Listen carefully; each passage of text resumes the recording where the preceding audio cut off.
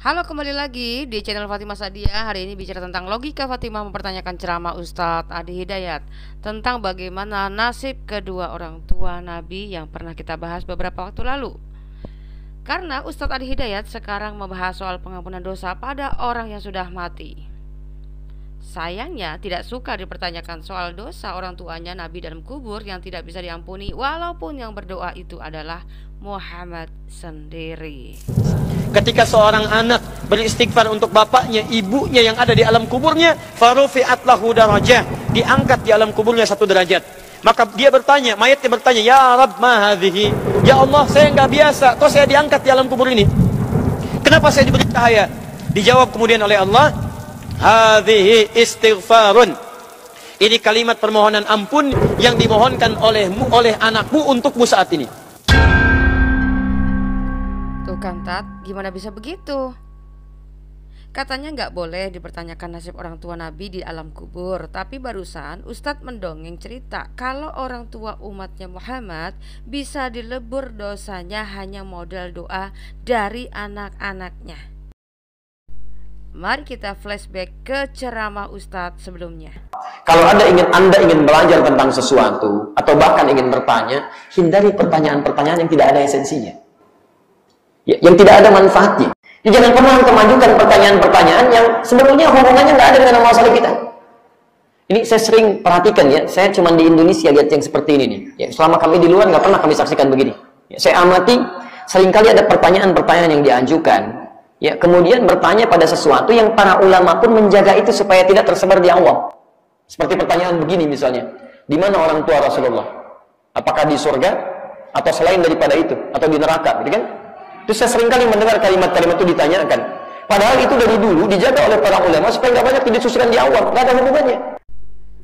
Lah, kalau menanyakan soal nasib orang tua Nabi Muhammad saja dianggap tidak ada gunanya, kenapa Anda berdongeng ria soal nasib orang tua umatnya Muhammad, Tat? Nah, ini apa gunanya dong? Ketika seorang anak beristighfar untuk bapaknya, ibunya yang ada di alam kuburnya, farufi'at lahu darajah, diangkat di alam kuburnya satu derajat. Maka dia bertanya, mayatnya bertanya, ya Rabb ma hadhihi, ya Allah saya nggak biasa, kok saya diangkat di alam kubur ini? Kenapa saya diberi cahaya? Dijawab kemudian oleh Allah, hadhihi istighfarun, ini kalimat permohonan ampun yang dimohonkan oleh anakmu untukmu saat ini. Wah, harusnya Muhammad juga mendoakan kedua orang tuanya dong. Masa umat lebih percaya sama wahyu buatan Ustadz daripada sabda Rasul Muhammad sendiri? Kan aneh. Biar umat itu semakin yakin, Tat, coba belajar jujur menunjukkan data dalilnya supaya umatnya nggak plongak-plongok doang gitu loh. Seperti data sabda Rasul yang saya kasih ini. Dari Anas bahwa seorang laki-laki bertanya, wahai Rasulullah, di manakah bapakku? Beliau menjawab, dia di dalam neraka. Ketika laki-laki tersebut berlalu pergi, maka beliau memanggilnya seraya berkata, sesungguhnya bapakku dan bapakmu di dalam neraka. Ini ada di dalam hadis riwayat Muslim 302. Ya, siapa yang menceritakan silakan baca selengkapnya. Nah, berikut ini adalah hadis terkaitnya, silahkan di cross check. Jadi jujur saja kalau dalam kenyataannya orang tuanya Nabi Muhammad ternyata memang masuk neraka semuanya, ada sedikit pertanyaan ya Tat. Itu pun kalau diterima, tapi kalau nggak keberatan juga mungkin akan saya tanyakan pada ustadz yang lain saja. Umat Islam beriman bahwa keturunan Muhammad ke Fatimah ini diyakini sebagai keturunan manusia paling suci, sehingga ketika ada yang mengaku habaib itu selalu diperlakukan selayaknya Tuhan. Sehingga banyak umat yang tetap menganggap si pelanggar hukum dan penantang negara saja tetap punya banyak pengikut fanatik, bahkan sampai siap mati demi melindungi orang yang ngaku habib di negeri ini. Kenapa bisa begitu ya Tat ya? Tapi ada manusia yang melahirkan manusia yang diimani sebagai manusia paling suci, paling sempurna, kok dimasukkan di dalam neraka? Itu pertanyaan Tat. Dan ini sangat penting untuk dipertanyakan. Karena umat akan menjadi ragu ketika orang tua Nabi paling suci saja di neraka, apalagi orang tua yang cuma melahirkan saya dan umat yang cuma manusia biasa gitu loh Tat. Oke, berikutnya saya mempertanyakan soal Fatimah anaknya Nabi paling suci ini Tat. Lagi-lagi saya heran di Indonesia, gelar Habib itu orang yang sangat disegani selayaknya segan terhadap Nabi. Sudah begitu, apapun perbuatannya kau dianggap suci begitu. Padahal Muhammad selalu gagal memiliki anak laki-laki. Jadi rahim Fatimah itu dibuahi oleh benih dari Ali menantunya Muhammad. Jadi bukan benih dari Muhammad. Secara runutan sebenarnya itu dari nasabnya itu sudah terputus di Fatimah begitu. Oke, next soal bagaimana keadaan Fatimah juga para sahabat mengenai soal keselamatan akhiratnya selain bapak ibunya Muhammad tadi. Dalam hadis riwayat Musnad Ahmad 8812 ya telah menceritakan kepada kami bla bla bla bla bla menceritakan dan dia berkata Nabi SAW bersabda, wahai Bani Abdul Muthalib, belilah diri kalian dari Allah Azza wa Jalla, aku tidak memiliki hak atas diri kalian di hadapan Allah. Wahai Ummu Az-Zubair bibi Nabi sallallahu alaihi wasallam, wahai Fatimah putri Muhammad, belilah diri kalian dari Allah, aku tidak memiliki hak atas diri kalian di hadapan Allah. Mintalah kalian berdua dari hartaku sesuka kalian. Apa maksud belilah diri kalian dari Allah ya? Aneh. Di sini diinformasikan bahwa Muhammad lebih baik dimintain harta benda kekayaan seberapa saja besarnya daripada dimintain pertanggungjawaban soal akhiratnya kepada Nabi yang katanya paling sempurna ini. Nah, timbul pertanyaan dong, kenapa ada muncul pertanyaan para sahabat kepada Nabi soal keselamatan akhirat mereka? Alasannya dikarenakan Muhammad mewajibkan semua manusia agar berikrar saksi bahwa dirinya utusan Tuhan yang paling sempurna dan Nabi terakhir. Contoh seperti dalil Quran yang menyebutkan begini. Quran Surat At-Taubah ayat 29, perangilah orang-orang yang tidak beriman kepada Allah dan hari kemudian, mereka yang tidak mengharamkan apa yang telah diharamkan Allah dan Rasulnya, dan mereka yang tidak beragama dengan agama yang benar, dalam kurung agama Allah, dalam kurung yaitu orang-orang yang telah diberikan kitab, hingga mereka membayar jizyah atau dalam kurung pajak dengan patuh. Atau kita merujuk kepada Bukhari 24 ya, telah menceritakan Muhammad bla bla bla, ini nama Muhammadnya banyak banget yang meriwayatkan ya saudara ya. Ibnu Umar bahwa Rasulullah SAW telah bersabda, aku diperintahkan untuk memerangi manusia hingga mereka bersaksi tidak ada ilah kecuali Allah dan bahwa sesungguhnya Muhammad adalah utusan Allah, menegakkan sholat, menunaikan zakat. Jika mereka lakukan yang demikian, maka mereka telah memelihara darah dan harta mereka dariku kecuali dengan hak Islam, dan perhitungan mereka ada pada Allah. Para ustadz selalu membuat perbentengan terhadap umat dengan mengajarkan demikian. Oh, lihat dulu asbabun nuzulnya dulu dong. Itu cerita soal apa dan gak bisa ditafsir begitu saja, kata mereka begitu ya. Oke, anggap saja itu cerita sejarah peristiwa saat kondisi berperang. Misalkan ya, kita ngikutin nih apa yang dimau mereka dulu ya teman-teman. Bentar ya Tat ya, setahu saya Al-Quran itu diimani umat Islam sebagai wahyu Allah Mekah loh, bukan sejarah Tat. Jadi kalau misalkan ada yang tertulis seperti itu lalu kemudian oh lihat asbab nuzulnya, sebab turunnya ayat itu kenapa, itu berarti bicara sejarah dong Tat ya, bukan bicara wahyu. Kok bisa diimani sebagai sejarah ya? Begitu yang saya herankan. Oke, nggak apa-apa, ikut lagi. Oke, jadi kalau ada ayat Al-Quran yang isinya soal bunuh-bunuhan itu sekedar sejarah gitu ya Tat ya. Tapi justru itu menimbulkan pertanyaan saya. Satu, berarti ayat Al-Quran itu bukan kitab suci kah? Atau itu kitab sejarah yang sudah tidak berlaku lagi, begitu Tat? Kedua, Al-Quran sudah tidak berlaku kah? Atau masih berlaku sampai sekarang? Karena di dalam Islam itu tidak ada istilah perjanjian lama, perjanjian baru ya. Oke, mungkin pertanyaan-pertanyaan yang saya ajukan ini bisa bermanfaat ya Ustadz. Mohon jawabannya. Walaupun di lain kesempatan juga nggak apa-apa ya Tat. Nggak mesti jawab sekarang kok. Oke, next. Ini logika Fatimah berikutnya ya. Tolong catat ya. Kalau soal sejarah Nabi suci yang memakai strategi perang memerangi ini hanya tinggal kenangan saja, lalu teladan apa yang bisa diikuti oleh umat soal Nabi suci ini? Ya Ustadz PR ya buat Anda. Quran Surat Al-Ahzab ayat 51, engkau boleh menangguhkan siapa yang engkau kehendaki di antara mereka dan menggauli siapa yang engkau kehendaki, dan siapa yang engkau ingini untuk menggaulinya kembali dari istri-istrimu yang telah engkau sisihkan, maka tidak ada dosa bagimu. Oke, untuk siapa ya?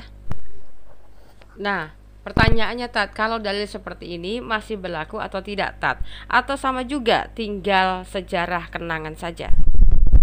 Dan apakah dalil itu tadi hanya spesial halal buat Nabi saja atau bisa jadi teladan buat bekal masa depan umatnya yang dimulai dari abad 7 Masehi saja ketika Rasul ini memerankan sebagai Nabi pada abad itu? Atau bagaimana Tat? Mungkin bisa dijadikan bahan PR ya. Masih berlakukah sekarang? Atau kenikmatan-kenikmatan yang bebas itu hanya terkhusus buat Nabi saja seperti dalil ini? Quran Surat 33 Al-Ahzab ayat 6, Nabi itu lebih utama bagi orang-orang mukmin dibandingkan diri mereka sendiri. Oh, wow, enak banget. Mau dong jadi Nabi? Padahal setahu saya dalam Alkitab, Nabi itu memiliki tanggung jawab berat kepada umat yang dipakai Tuhan untuk rencana Tuhan sebagai kepedulian Tuhan terhadap keselamatan ciptaannya yang pernah direnggut oleh si ahli tipu daya iblis dan manusia itu sendiri. Jadi fokus Tuhan bukan mengikuti kemauan dan kesenangan si Nabi, tapi pada pokok garis yang ditentukan Tuhan. Itu baru betul. Baru nyadar ada nabi yang maunya diperlakukan istimewa dan apa yang dimau pasti turun ayat. Tapi ya Tat, kalau boleh jujur ya, maaf ya Tat, kalau kita selusuri dari sepak terjangnya Muhammad entah ditinjau dari Al-Quran maupun hadis, saya tidak menemukan satu titik teladan yang menarik buat kehidupan setelahnya ya. Setidaknya dapat teladan bijak yang berlaku untuk semua kalangan gitulah. Contoh bisa berlaku untuk wanita, bisa berlaku untuk hamba atau asisten rumah tangga, bisa berlaku kehidupan bermasyarakat, dan bisa berlaku buat non-muslim dan lain sebagainya gitu loh. Setidaknya dalam kehidupan itu kita tidak menjadi hakim atas sesama kita sendiri. Saya tidak mengatakan kalau orang muslim yang tinggal di lingkungan kita itu tidak baik ya, jangan salah paham ya. Tapi saya justru bertanya, banyak orang muslim itu sangat baik kelihatannya. Nah, pertanyaannya, dasar kebaikan yang dilakukan umat muslim itu berteladankan dari siapa? Lalu yang kedua, ukuran kebaikannya itu dari mana? Contoh, ada istilah kasih kepada Tuhan dan kasih kepada sesama manusia. Ini kan dari Alkitab. Nah, kalau dalam Islam itu dari mana gitu? Jadi dalilnya atau wahyunya itu di mana dan kronologis turunnya ayat itu bagaimana sehingga ada pengajaran kasih kepada Allah dan juga kasih kepada sesama ini di mana ayatnya gitu. Dan saya berharap Pak Ustadz ketika memualafkan seorang Kristen pun harus berani menunjukkan dalilnya di mana. Karena setahu saya hablum minallah dan hablum minan nas itu tidak ada dalam Al-Qur'an. Dan anehnya dalil itu justru ada dalam kitabnya orang Kristen. Nah, demikian ya Tat, logika Fatimah sehingga membuat pertanyaan yang mungkin agak menjengkelkan Pak Ustadz ya. Semoga Ustadz diberi kesabaran, kesehatan, serta rezeki yang melimpah asalkan Ustadz berani bicara jujur, oke? Begitu juga para jamaah jangan mudah marah dan tersulut emosi karena klaim-klaim sempurna dalam Islam lah yang membuat non-muslim semakin penasaran dengan ajaran Islam sehingga kami selalu mempertanyakan dan mempersoalkannya. Karena saya percaya bahwa suatu keyakinan itu bukan sekedar bicara tentang ketuhanan yang Maha Esa saja atau yang dikenal tauhid oleh saudara muslim kita, tetapi juga soal ajaran Tuhan yang diperankan oleh utusannya. Lalu bagaimana cara kita untuk bisa membedakannya? Matius 7 ayat 20 mengatakan, Dari buahnya lah kamu akan mengenal mereka. Buah di sini adalah bicara tentang pengajaran. Apa yang diajarkan baik tentunya harusnya umatnya melakukan yang baik. Tetapi apa yang diajarkan utusannya itu buruk, maka tentunya yang dilakukan oleh umatnya juga buruk. Contoh, orang Kristen kok baik banget, kenapa harus mengampuni musuh? Karena dalam ajarannya Yesus memberikan teladan seperti itu. Nah pertanyaannya, kalau misalkan teladannya tidak pernah mengajarkan untuk mengasihi sesama manusia dan juga mengampuni musuh, kenapa kok bisa umatnya bisa melakukan itu? Itu disebut amalan tanpa iman, alias perbuatan yang tidak didasari dari sebuah ajaran. Jadi zong. Nah sebaliknya di ajaran Yesus dalam Yakobus 2 ayat 26, sebab seperti tubuh tanpa roh adalah mati, demikian jugalah iman tanpa perbuatan-perbuatan adalah mati.